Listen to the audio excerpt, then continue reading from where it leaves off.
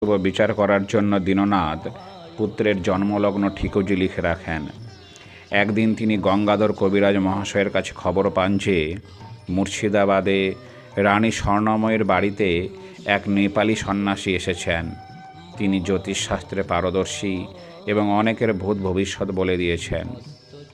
ন্যায়রত্ন মহাশয় তার ঠিকুজিটি নিয়ে সেখানে উপস্থিত হন। সন্ন্যাসী ঠিকুজি দর্শন করে স্তম্ভিত হয়ে পড়েন।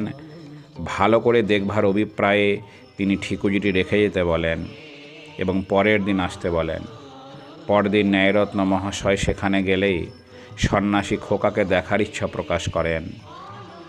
তৃতীয় দিন দীননাথ পুত্রকে কোলে করে উপস্থিত হলে সন্ন্যাসী খোকাকে নিজ হস্তে নিয়ে অশ্রুপাত করতে থাকেন এবং শিশুর দুই পা নিজ মস্তকে রেখে বাহ্য জ্ঞান হারা হয়ে দুলতে থাকেন।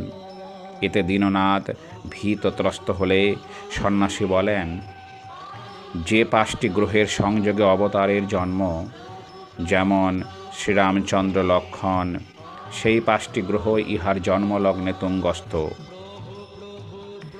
ইনি দিগ্বিজয়ী মহাপুরুষ হইবেন।